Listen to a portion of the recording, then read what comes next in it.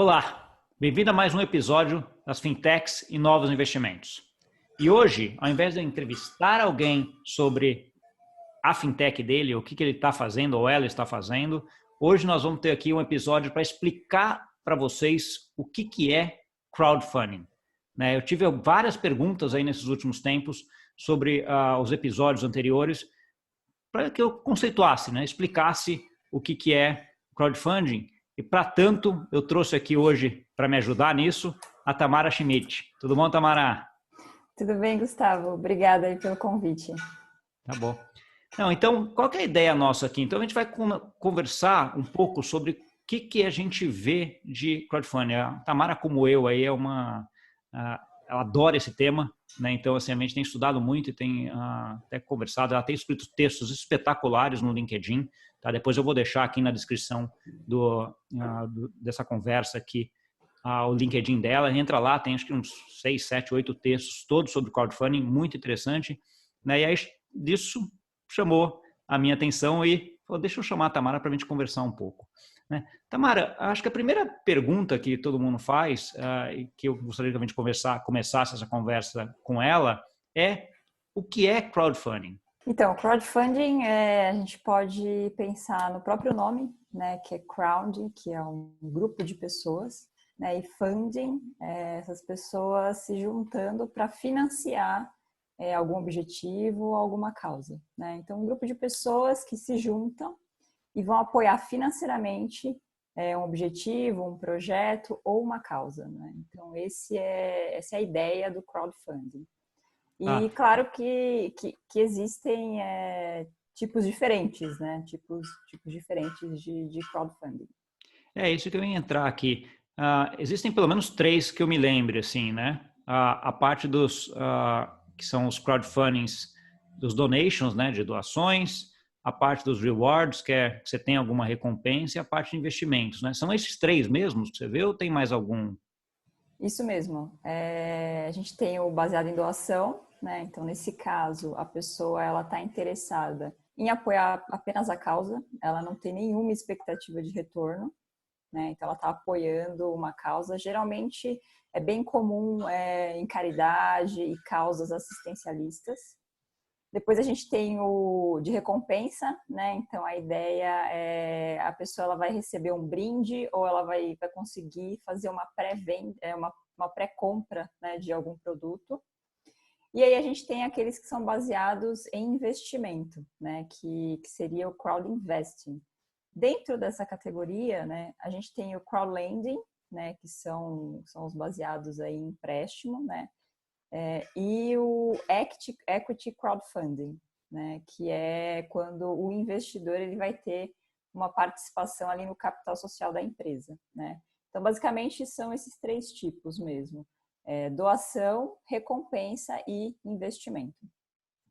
Eu acabei focando aqui, para quem acompanha, viu que eu fiz bastante entrevistas no pessoal de equity crowdfunding, que é essa que você consegue investir numa startup, em alguém que está começando, Você falou também do crowd investing, que para mim é uma coisa muito parecida com peer-to-peer lending, Não sei qual a diferença disso daqui.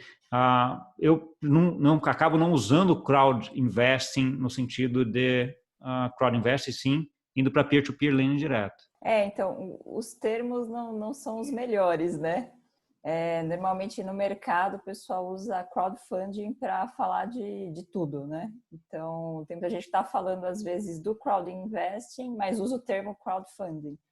Então, é um pouquinho difícil mesmo os termos.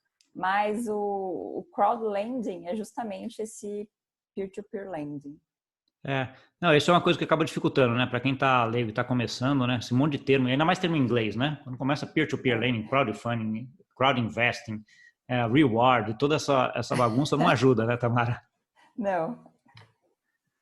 Então, ok. Então, a gente sabe que crowdfunding é um investimento crowd, de várias pessoas investindo em várias coisas ou em alguma coisa. Focando um pouco nessa parte de equity crowdfunding, que é o que está começando com mais força no Brasil. Como é que você vê isso se desenvolvendo? Eu li um dos teus textos falando sobre como é que é o desenvolvimento disso aí no mundo, né? Alguns países, como é que isso andou. Como é que você está vendo isso daí fora do Brasil e aí no Brasil? Então, aqui no Brasil, as primeiras plataformas, né, que são onde acontecem ali, onde os investidores se encontram com as empresas, elas surgiram em 2014, né? E a regulamentação da CVM veio em meados de 2017. Se a gente comparar, né, com os países que têm esse mercado mais maduro, como, por exemplo, a Europa e o próprio Reino Unido, lá a regulamentação foi em 2011, né? E as primeiras plataformas começaram a surgir em 2003, mais ou menos. Então a gente vê que é uma defasagem de mais ou menos uns 10 anos, né, que o Brasil tem em relação a esses países que têm essa economia mais desenvolvida. E mais do que isso também, né, Tamara? Quando a gente vê assim, essas primeiras, a regulamentação começou em 2011, lá se demorou uns 4 anos para começarem a ter as primeiras, né? Aqui foi um pouco até inverso, né? Você teve algumas plataformas em 2014, que nem você falou, e a regulamentação começou, se não me engano, teve em 2017, né? Já com alguma regulamentação começando aí, né? Isso. A CVM, ela publicou a Instrução 588, né, em meados de 2017. Isso também foi uma forma de ajudar, né, de fomentar as próprias plataformas, né? Então, antes da regulamentação, a gente tinha 4, 5 plataformas. Hoje, a gente tem 26 plataformas registradas na CVM. Então, por aqui foi mais ou menos isso, né? Poucas plataformas e a regulamentação acabou fomentando esse mercado. E você pegar o histórico lá de fora, se vale alguma comparação, né? Você teve ali uns 3, 4 anos depois da regulamentação para o mercado começar a andar, né? Começar a existir. Então, assim, é por agora, né? 2020, 2021, provavelmente é o ano que essas fintechs começam a ter aí um crescimento bem acelerado, né? Sim, isso Olhando um mesmo. pouquinho para, de modo geral, teve um outro texto, aliás, eu vou citar vários textos que eu li todos, né? Teve um outro texto que você comentou agora, esse até mais recente, falando um pouco dos números aí de 2019 no mundo. Conta um pouquinho para a gente deles. Então, se a gente olhar de forma global, né, a China, ela tem mais ou menos 86% desse mercado, né? Então, são mais ou menos 360 milhões, bilhões de dólares em volume financeiro, né? Seguida pelos Estados Unidos com 42 bilhões e depois o Reino Unido com 7 bilhões. Só que se a gente analisar esses números, 90% desses valores eles estão relacionados com o crowdfunding de empréstimo, né? Então, esse grande expressivo número, ele está voltado para a categoria de empréstimo que a gente falou anteriormente. Tá? E aí entra até aquela discussão que a gente estava tendo, né? Se isso é crowdfunding ou peer-to-peer lending, né? Que na verdade, se investem. Até eu estava pensando enquanto a gente estava conversando, né? A gente até conversou um pouquinho antes sobre isso. Eu vejo um pouco assim, acho que para mim crowdfunding é alguma coisa que você tem investimento em equity, que você vira acionista, que você vira sócio daquele empreendimento, né? Mesmo que seja donations, aí donation você está doando mesmo, aí é uma outra Uhum. categoria. Mas o equity crowdfunding, ou crowdfunding de modo geral, eu vejo como você ficando sócio daquele empreendimento.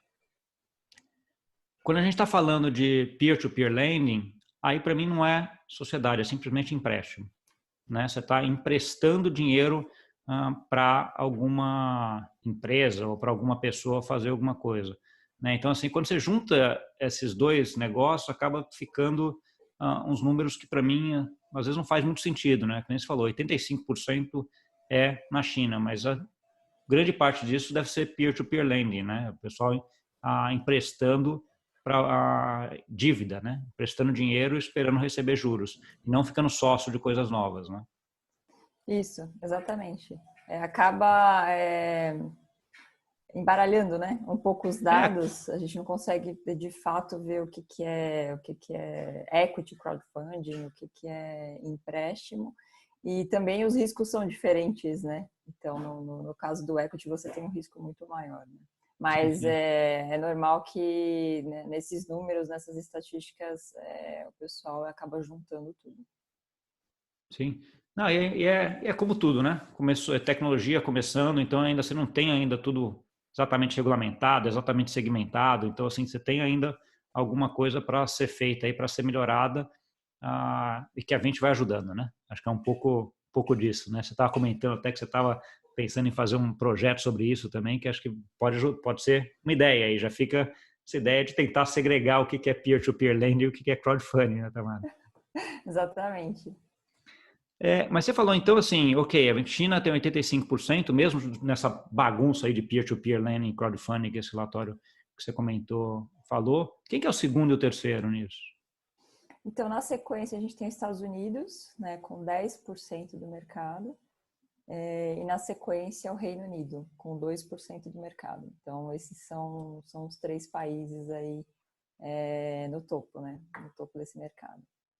Entendi. Aqui, eu estou aqui na Europa, acho que a maioria sabe, mas aqui na Europa a gente ouve muito falar de UK, né? Da Inglaterra, como sendo um dos polos grandes aí de inovação de fintech, e nessa parte de peer-to-peer lending e crowdfunding também, né? Você conhece alguma dessas plataformas daqui? Tem alguma que você acompanha ou que você acha que vale a pena, que é legal? Então, aí o Reino Unido é um exemplo muito bom, né? Inclusive, acho que a maioria dos países tem esse exemplo como para ser seguido, né? E eu sei que eles têm em torno de 45 ou 46 plataformas de crowdfunding, né? Então, comparado aqui com o Brasil, a gente tem 26. Então, eles estão bem na frente e as plataformas, elas têm diversas ofertas sendo oferecidas simultaneamente. Né? Aí, no Reino Unido, tem uma que chama Crowdcube, é uma bem famosa. Tem a Seedrs também, que é uma bem famosa. Então, mais ou menos, se você entrar, você tem 20 ofertas em cada uma sendo ofertadas de forma simultânea, assim. Então, é um número muito bom. Não, isso volta no outro ponto que também é uma constante em todo mundo que eu acabo falando sobre crowdfunding aqui, que é a diversificação, né? Quando você está investindo numa startup, você não consegue dar aquele tiro certeiro no unicórnio, né? Então você está olhando, né, um monte de zebra, né, e o unicórnio está ali no meio. Você não consegue saber qual que é, tá? Aí você dá um monte de tiro, né? Então quanto mais tiro você der, maior a chance de você acertar o unicórnio, né? Então assim, essa é um pouco a ideia, né? Você tem que investir em vários, né? Então você tem que diversificar muito e com o mercado mais envolvido, que nem você está falando do inglês, facilita, né? Porque você tem várias ofertas o tempo inteiro, né? Isso.